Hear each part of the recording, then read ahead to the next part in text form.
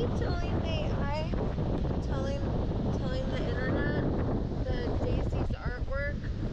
See, look, here's the price tag: $33,333,333.33.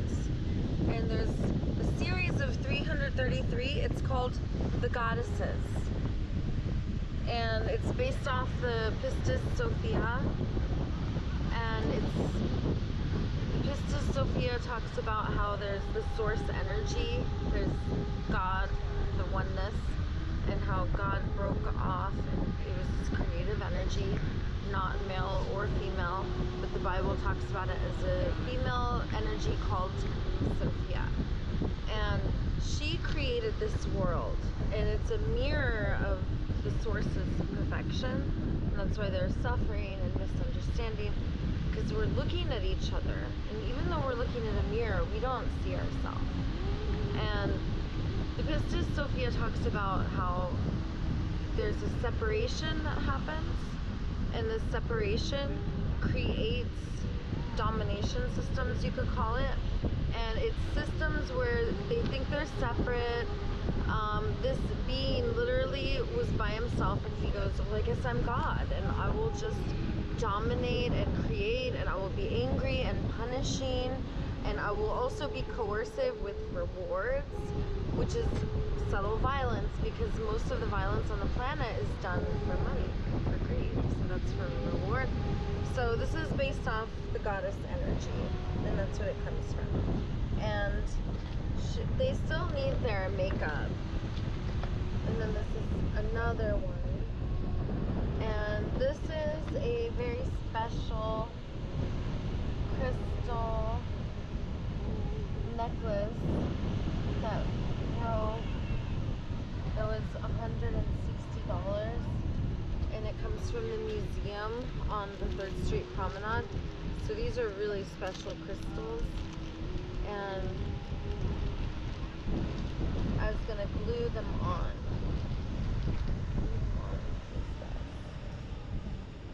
And do like, in this case, this one's going to be yours. So we're going to finish this one first. So by the way, I bless you. It's a $33,333,333 painting, and give it to you as a gift. Thank you. It's number 11 out of 333. Yeah. And I started it in 2024. Oh. And that's another artist from Venice who did the Daisy 2024, and then I did that.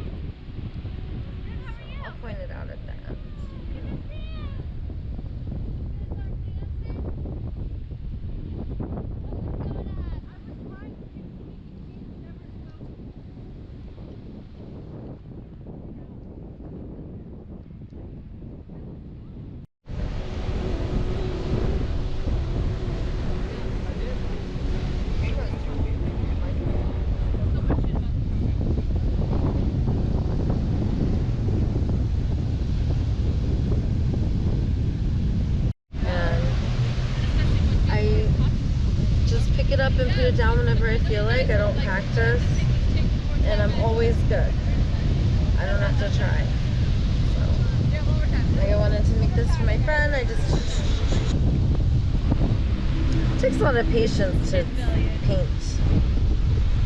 I'm not an artist. More of a, I like singing and dancing more. That doesn't come as natural to me.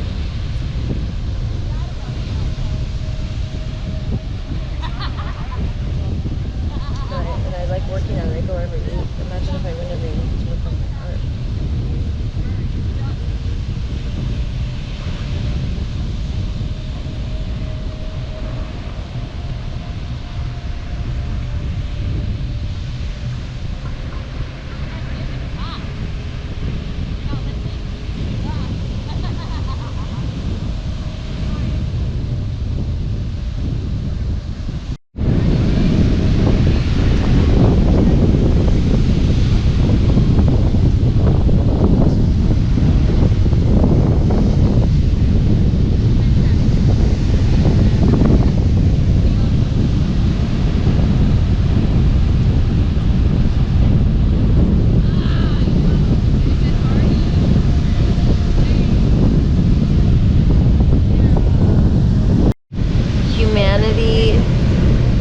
Must be careful about being enslaved by I forgot what they're called, but it's like a spirit that thinks that it's God, and it'll say, I am the only God, do not worship any other gods. And the true source would never say this.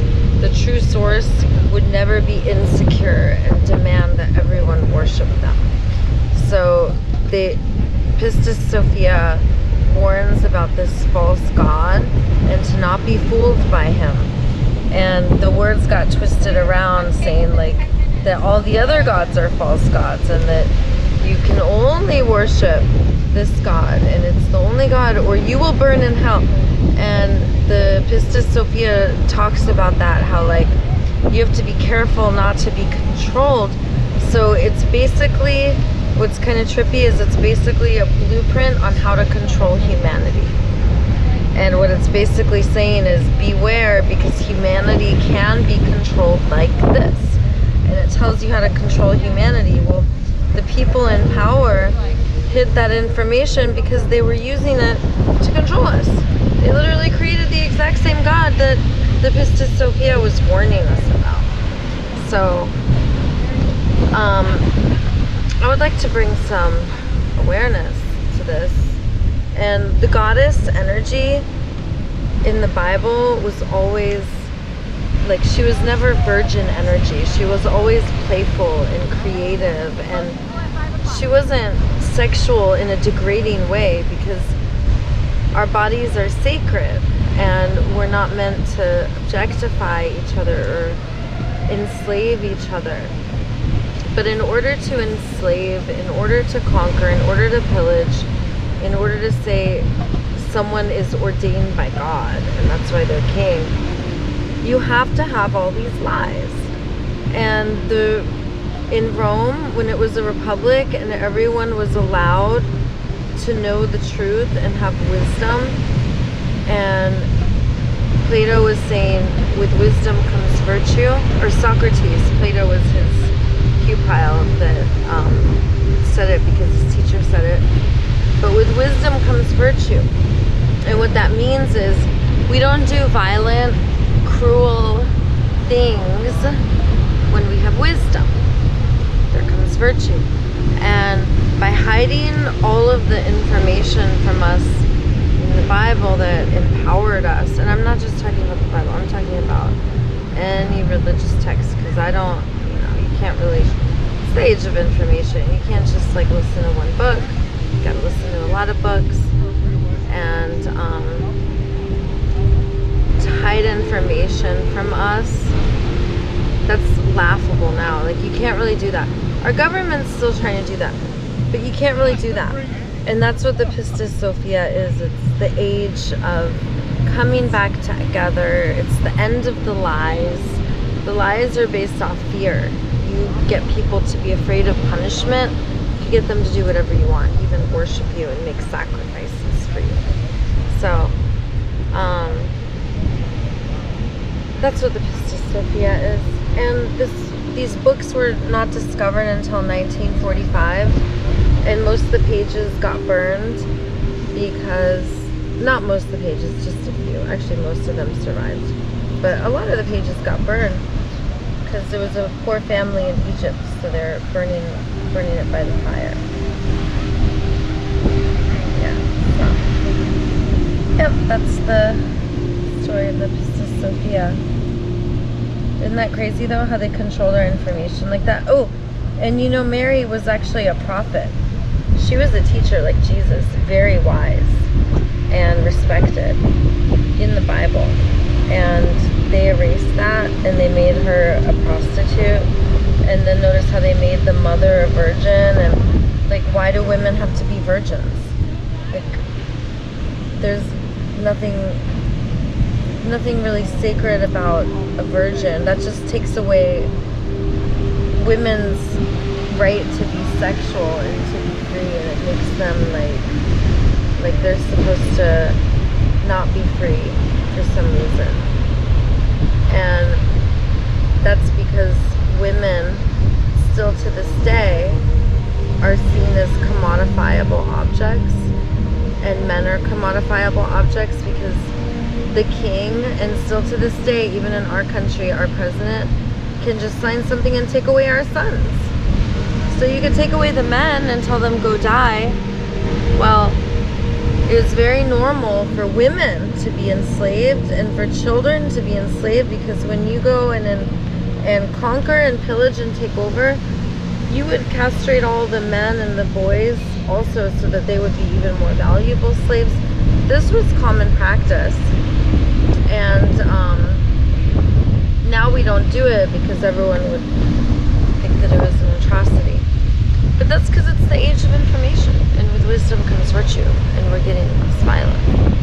And our children and our children's children are not going to be this violent. So that's what that is. We're just in a cycle, and we've been in this cycle before. We've been here before. And right now the pendulum's about to swing all the way the other way. It doesn't seem like it, but we're about to care a lot, and love a lot, and use a lot of kindness. You may not think that there's going to be anything bad, but we are going to have to find balance, because we're going to swing all the way the one way, we're going to swing all the way the other way, and then we'll find balance. So it's a very exciting time. All of us chose to come here for a reason, and you got to ask yourself, like, what are you here for? And it's not to be bored, it's to give love, receive love, do good deeds. There's some incredible positive change. You're supposed to derive pleasure from doing it too. Like, just snuggling animals or trees is enough, really.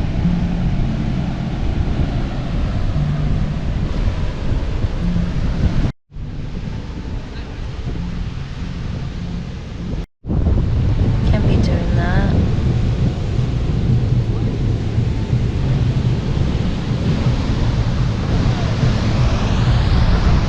This one's cool.